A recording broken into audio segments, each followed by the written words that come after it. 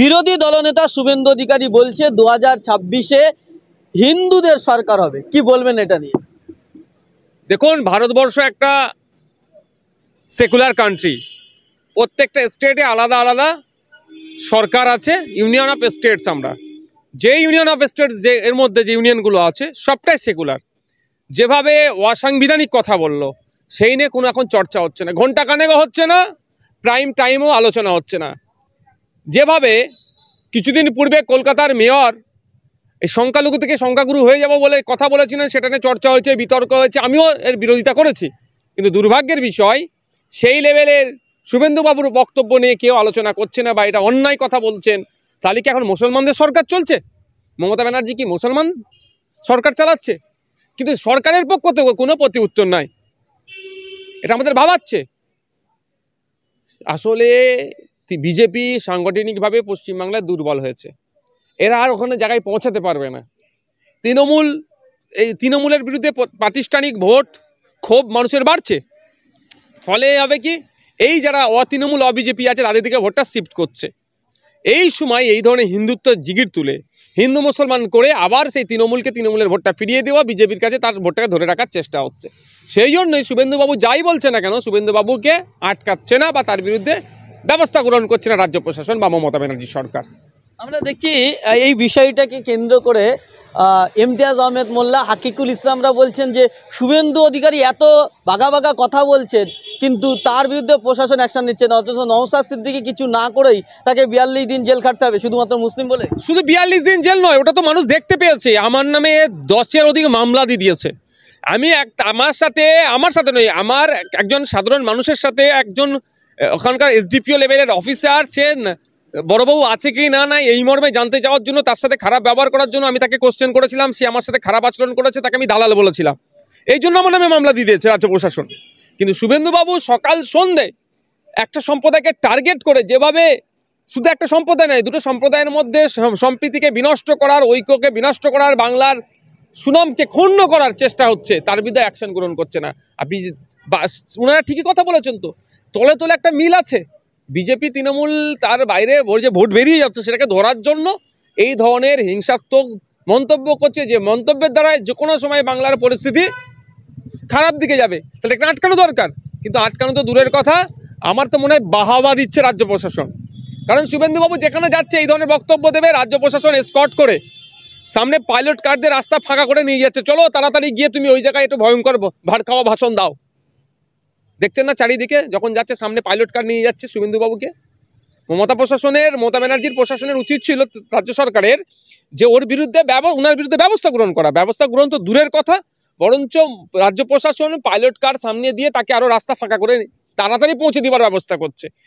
এইটা পশ্চিমবাংলার মানুষকে জানতে হবে। আর পশ্চিমবাংলার খাস করে মুসলমান যারা ভাবছেন বিজেপির হাত থেকে বাঁচতে গেলে তৃণমূলকে ভোট দিতে হবে, তাদেরকে বলবো বাংলায় বিজেপির চাষ কিন্তু তৃণমূলের দ্বারাই হচ্ছে। এটা মাথায় রাখবেন, এটাকে মাথায় রাখবেন। যারা ভাবছেন যে তৃণমূল নাকি বাঁচিয়ে দেবে আপনাদেরকে বিজেপির হাত থেকে, তাদের বলবো এখনো সময় আছে, ভাবুন। সেই সমস্ত শক্তিকে বিসর্জন করুন যারা তলে তলে এক জায়গাতে, যাদের ভাঁটটা কাউন্টার আলাদা হতে পারে কিন্তু ব্র্যান্ড এক। এদের ব্র্যান্ড হচ্ছে RSS, কাউন্টার হচ্ছে আপনার বিজেপি আর তৃণমূল, আরও অন্য রাজ্যে আরও আছে। এটা মাথায় নিয়ে আপনারা ভোটটা দেবেন আগামী দিনে।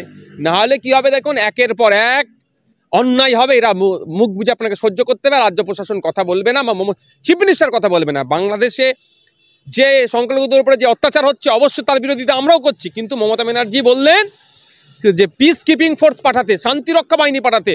আর উত্তরপ্রদেশে দিন দুপুরে মুসলমানদের উপর অত্যাচার চলছে। সাম্বাল মসজিদ নয়, কদিন আগে কি অন্য জাতের মেয়ের সাথে কি হয়েছে না হয়েছে, এই কেন্দ্র করে যে ছেলে ধরে নিলাম আমি তর্কের খাতিরে অপরাধী, তাকে না খুঁজে পেয়ে তার মাকে, তার চাচিদেরকে তুলে নিয়ে গিয়ে উলঙ্গ করে, মারধর করে, উলঙ্গ করে ভিডিও বানিয়ে ভাইরাল করছে। এই সময় কোন ফোর্স পাঠাতে হবে? মমতা ব্যানার্জি একবারও কি বললেন? মণিপুরে আর প্রায় 400-র উপরে অধিক মানুষ মারা গিয়েছে এই জাতি দাঙ্গাতে, কোন ফোর্স পাঠাতে হবে সে বললেন না। আপনার উড়িষ্যাতে মুসলমান যারা এই ছোট ছোট হকারের ব্যবসা করে পেটের জ্বালাই, তারা গিয়েছে, মেহনত করে খাচ্ছে, তাদের বাংলা ভাষায় কথা বলার জন্য, মুসলমান হওয়ার জন্য তাদের উপরে অত্যাচার নেমে আসছে। তাহলে উড়িষ্যাতে কোন ফোর্স পাঠাতে হবে একবারও বললেন না। সময় আছে, বাংলার শুভবুদ্ধি সম্পূর্ণ মানুষকে বলবো এবং মুসলমানদেরকে আমি বলবো, যারা ভাবছেন এটা যে তৃণমূল আপনাদেরকে বিজেপির হাত থেকে বাঁচাবে, তাদেরকে বলবো ভেবে চিনতে এবার চলুন। সময় এসেছে, আপনাকে আপনার অল্টারনেটিভ বেছে নিতে হবে। অল্টারনেটিভ বেছে নেওয়া মানে শুধু আমাকে ভোট দিয়ে দাও এটা কথা বলছি না, আমি রিপিট করছি, কারণ এটাকে নিয়ে মিস বাবার অনেকে করতে পারে যে আইএসএফকে ভোট দিলে বেঁচে যাবো, ওটা বলছি না। আপনারা তৃণমূলের উপরে যে ভরসা করছেন সেটা থেকে পিছিয়ে আসুন, নাহলে অন্যথায় আপনাদের হাত পা বেঁধে আপনাদের উপরে আক্রমণ শুরু হবে, তখন কিচ্ছু করতে পারবেন না। আপনি বলছেন তো আক্রমণ অলরেডি শুরু হয়ে গেছে। আমরা দেখছি যে আপনাকে যেমন বিভিন্ন জায়গায় আটকাচ্ছেন, আপনি একজন বিধায়ক, তেমন আরও অন্যান্য রাজনৈতিক দল, আমরা দেখলাম এসডিপিআইয়ের রাজ্য সভাপতি, তার বাড়িতে গভীর রাতে পুলিশ পাঠিয়ে তাকে ধমকানোর চেষ্টা করা হচ্ছে। অথচ শুভেন্দু অধিকারী রাত দিন 24 ঘন্টা ভরকাও বাসন দিচ্ছে, তার বেলা কোনো ব্যবস্থা নিচ্ছে না প্রশাসন। দুর্ভাগ্যের বিষয়, তাহিদুল ইসলাম সাহেবের বাড়িতে পুলিশ পাঠিয়ে তাকে যেভাবে থ্রেট করছে রাজ্য প্রশাসন, এই নিয়ে বেশি মানুষের মুখে কথা শুনলাম না। এটা দুর্ভাগ্য আমাদের। অ্যাকচুয়াল আপনাদের বলি, এটা হচ্ছে ভয় দেখানো হচ্ছে মুসলিমদের হয়ে। শুধু মুসলমান না, দেখবেন যারা আদিবাসী দলিতদের হয়ে কথা বলছে তাদেরকেও ঘরে ঢুকিয়ে দেওয়ার চেষ্টা হচ্ছে, যে তোমরা ঘরে ঢুকে যাও, ভয় পাইয়ে দেওয়ার চেষ্টা হচ্ছে। ভয় পাইয়ে দিয়ে কী হবে, বসে থাকো আর শুভেন্দু অধিকারীকে ফাঁকা মার দিয়ে দেবে, ভড়কাওয়া ভাষণ দেবে, মুসলমানরা ভয় পেয়ে যাবে, তৃণমূলের কোলে উঠে বসতে থাকবে, তৃণমূল শাসন কার্য চালাবে, আর শুভেন্দু অধিকারীকে অপোজিশনের সিটে রেখে দিয়ে আর নাটক করবে, আমরা আরজি করে তিলোত্তমার বিচার পাবে না। যত অন্যায় হচ্ছে ওরা নিজেদের মধ্যে ঠিক সেটিং করে নেবে, আর বিচার সঠিক হবে না। এটা চক্রান্ত। তো আমি মানুষকে বলবো এগিয়ে আসুন, বাড়ির মধ্যে নয় বাইরে আসুন, যে কোনো অন্যায়ের প্রতিবাদ করুন। যে তাহিদুল ইসলামকে যদি পুলিশদের থ্রেট করায় তারও প্রতিবাদ করুন, আর ওইদিকে তিলোত্তমার হয়ে কথা বলুন, তিলোত্তমা বিচার পাচ্ছে না কেন। অন্যথায় যে ঘরে ঢুকিয়ে দেওয়া যে চক্রান্ত চলছে, চক্রান্ত যদি পা দিয়ে দেন কিন্তু বার হওয়ার আর রাস্তা থাকবে না। দেয়ালে পিঠ ঠিকে গিয়েছে। এখনও যদি মনে করেন যে ওটা তাহিদুল ইসলামকে পুলিশ থ্রেট করেছে, এটা আমাকে নয়, ভুল হচ্ছে, কালকে আপনার পালা আসছে।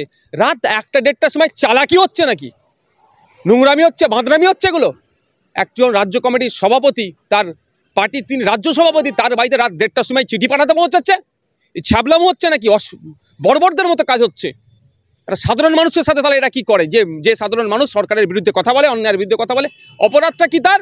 তিনি বলেছেন নিমতিতা স্টেশনে যে দুজন বোম রাখতে গিয়ে ধরা পড়েছে, যেন নিরপেক্ষতার সাথে বিচার হয়, সেটা আমাদের সজাগ দৃষ্টিতে থাকতে হবে। অবশ্যই আমরা বলবো যারা অন্যায় করছে যেন নিরপেক্ষতার সাথে বিচার হয়, কোনো নির্দোষ ব্যক্তি না ফেঁসে যায়, আর অন্যায়কারী না ছাড় পেয়ে যায়।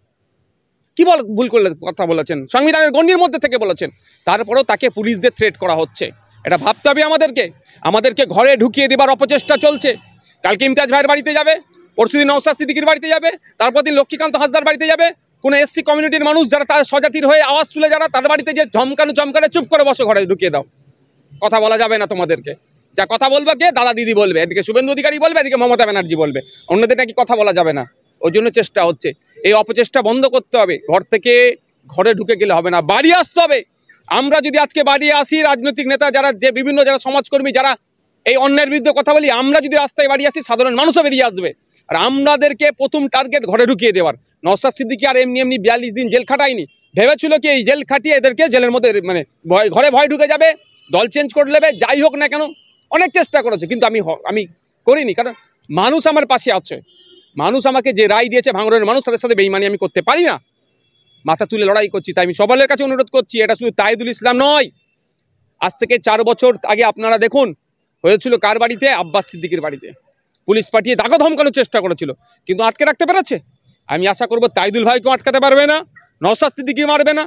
আমরা যদি চোখ রেখে লড়াই করি, আমাদের কাউকে আটকাতে পারবে না। অনুরোধ এটাই, এটা নিয়ে সবাই মুখ খুলুন, সবাই লেখালেখি করুন, সবাই এর প্রতিবাদ করুন, এবং রাজ্য প্রশাসনের যিনি সর্বোচ্চ কর্তা তার কাছে জবাবদিহি করতে বলুন যে একটা এসডিপিআই এর নেতার বাড়িতে, তাহিদুল ইসলামের বাড়িতে, তিনি একজন সমাজকর্মী, এত রাতে পুলিশ পাঠানো হলো কেন?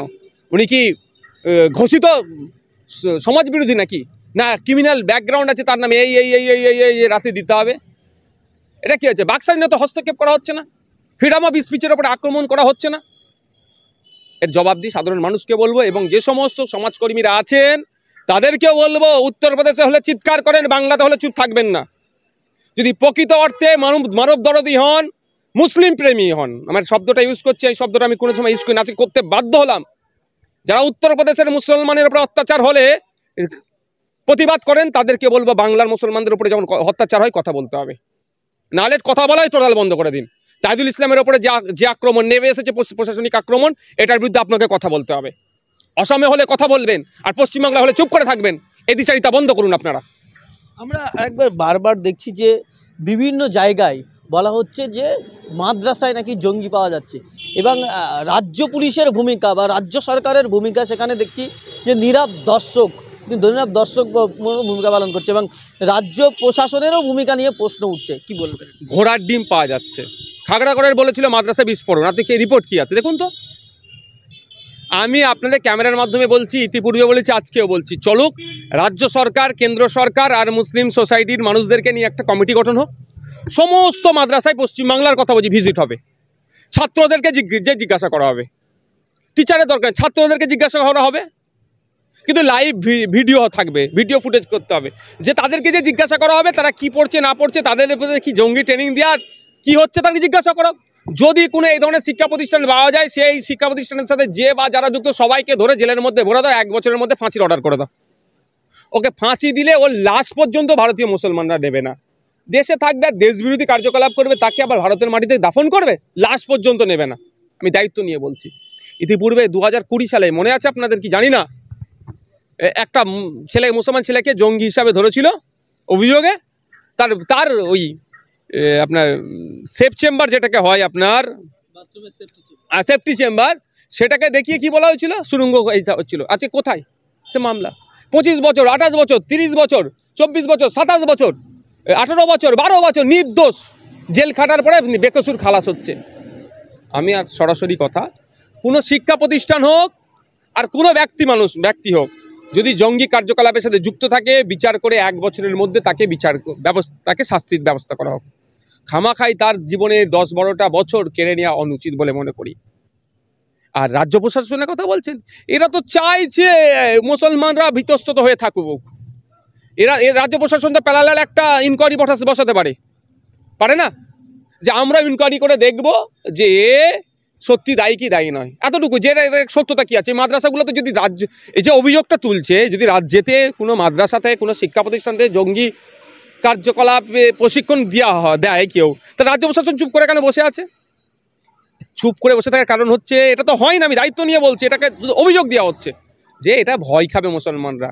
এই বিজেপি এসে গেলে কি হবে, বিজেপির ভয় দেখিয়ে ভোট নেবে, আর বিজেপি মাঝে মধ্যে এসে সেন্ট্রাল থেকে এসে 2-4টে করে মুসলমানকে তুলে নিয়ে চলে যাবে, এই মাদ্রাসা সেই মাদ্রাসা। আরে কোরআন শরীফকে দেখিয়ে, বাগদাদি কায়দাকে দেখিয়ে, আম্মাপাড়াকে দেখিয়ে, এটা তফসিরের বইকে দেখিয়ে, নামাজ শিক্ষা কিভাবে নামাজ পড়বে তার সেটা সেখানে সহজ করে উল্লেখ করা আছে, সেটাকে দেখিয়ে বলছে এই সমস্ত বই দেখে জঙ্গি কার্যকলাপ হয়। ভাবতে পেরেছেন এই রাজ্য প্রশাসন মানে মুসলমানদের মাসিয়া মমতা ব্যানার্জি বলেন, একটা কথা নেই, প্রেস কনফারেন্স নাই যে না এটা দেখে দেওয়া হচ্ছে। উনি তো নাকি বলেন নাকি ইসলামিক হিস্ট্রিতে নাকি উনি করেছেন, কি ডিগ্রি করেছেন শুনেছি, আমি জানি না। তো ভাবতে পেরেছেন একটা কথা বলেন এরাও চাইছে মুসলমানদেরকে যত ভয় দেখাতে পারবো তত আমার লাভ। সরাসরি ওরা ভয় দেখাতে পারছে না, কি ঘুরিয়ে কি করছে, সেন্ট্রালকে দিয়ে ভয় দেখাচ্ছে।